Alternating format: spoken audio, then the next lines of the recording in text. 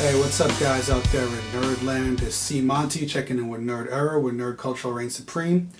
Here to talk to you guys tonight about John Wick. Went to go see this movie. I gotta tell you, man, I loved it. I know a lot of you are probably seeing the trailers and the commercials and thinking, what's going on with this movie? And you're kind of right. It is every much the movie that it's promoted to be in the trailers and the commercials and everything. It is every much a ridiculous concept, a ridiculous plot. You know, the story is pretty straightforward. I was thinking about doing this as a spoiler-free review, but there's really nothing to spoil. The movie is exactly what you see in the trailers.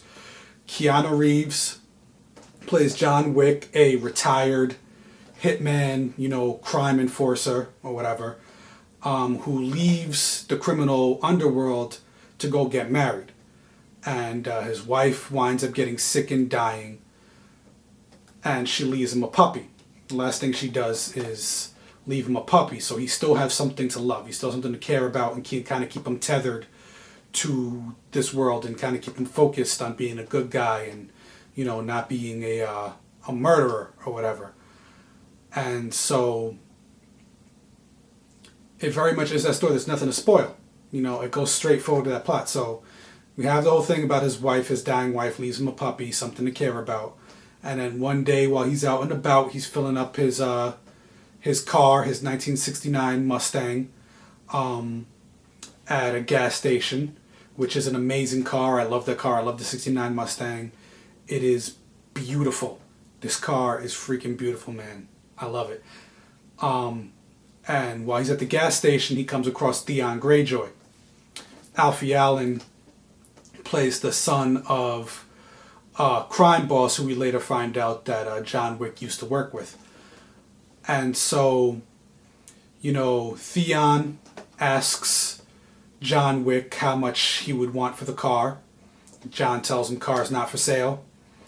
Theon can't let it go, right? So he breaks into John Wick's house later that night, beats him up, kills the dog, and steals Eleanor. And those of you who don't get that joke, Eleanor was the 1969 Shelby GT from Gone in 60 Seconds. This car isn't actually a Shelby GT. I just wanted to make that Eleanor joke. See if you nerds out there got it. But so they steal the car, and then that triggers John Wick to go on like a vengeance quest because, they killed the dog that his dying wife left for him. And we can go further into it and explore like the thematic elements of it and everything. But that kind of does the movie an injustice.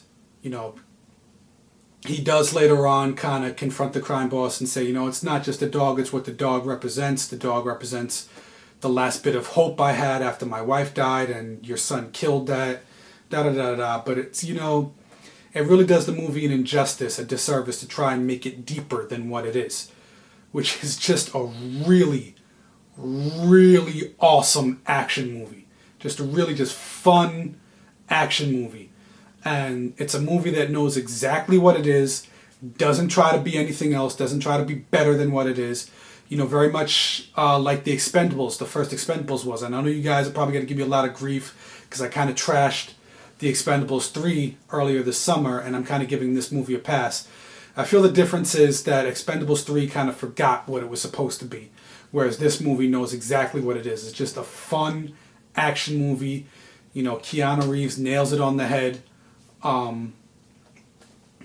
It's exactly what it promises to be.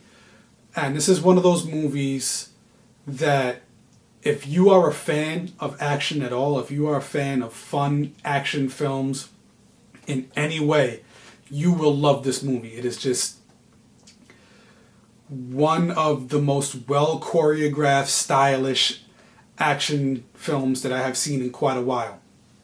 With the exception of The Raid and The Raid 2. I would put it up there with The Raid 2, not as heavy on the fighting and everything, not as cool choreography, but very, very well done. Very fun movie. I loved it. All the actors know exactly what they're there for. They don't try to make the characters any deeper than they're supposed to be. They don't try to add layers or anything like that to the characters. They know exactly why they're there. They go in, they have fun with it. Every actor in this movie, you can tell, is just having a great time with their characters. You know? They're doing exactly what they're supposed to be doing. And it's not, you know, I know a lot of people saying, oh, it's undermarketed, it's not gonna, you know, it's not gonna do too well at the box office. But it's obvious that this movie did not really spend a lot of money to get made. Probably the biggest part of the budget was just to get the actors like Willem Dafoe and Ian McShane to even show up. You know, there's a lot of faces in this movie, too, that I wasn't expecting. I didn't know Willem Dafoe was going to be in it. Didn't know Ian McShane was going to be in it.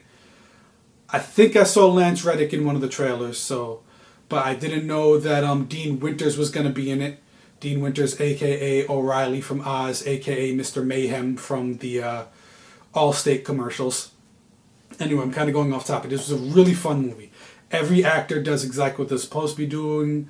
One of the performances I want to give a shout out to is Adrian Palicki. I hope I'm pronouncing that right. You know, I talked a little bit earlier in the week with her guest appearance on Agents of S.H.I.E.L.D. as Bobby Morse, a.k.a. Mockingbird. I'm really excited to see her getting a lot more work and getting out there. A little upset that we missed out on an opportunity with her playing Wonder Woman, but she does really great in this movie.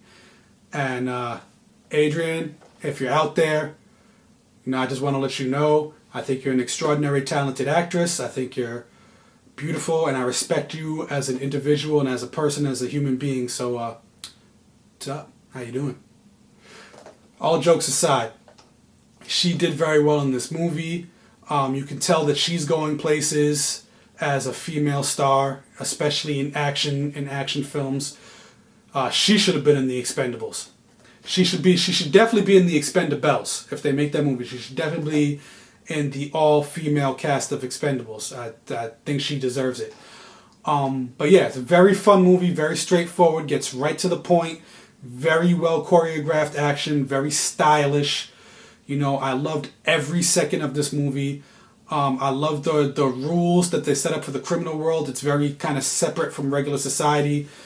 You know, they have their own kind of currency that they deal with. They have their own rules that they're supposed to follow, and the way that's kind of built up in the universe that John Wick exists in. Very fun.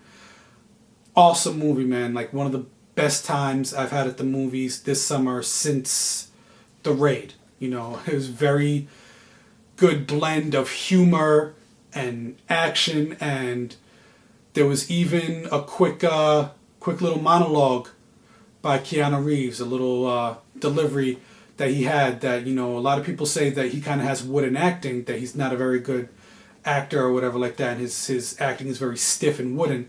But there's a scene that he has in the movie that he delivers it. He's actually quite intimidating, actually kind of scary. You see the anger he has that his dog was killed. I know that sounds ridiculous to say and it sounds funny, but it really does come across. He is pissed that these people messed with him and dragged him back into this life. And you see that in his delivery. So it's not wooden acting at all. He does a very good job in this film. Everybody is having a good time in this movie. The action is great. You know, I'm kind of hammering the same points over and over again, but the only thing I could say is go see this movie. John Wick is a very fun movie. You won't regret seeing it. You have my word on that. So make sure you go check it out. All right? See Monty checking in for Nerd Era. Make sure you subscribe. Click that subscribe button. Go like our Facebook page at www.facebook.com/nerdera, where nerd culture reigns supreme. See you later.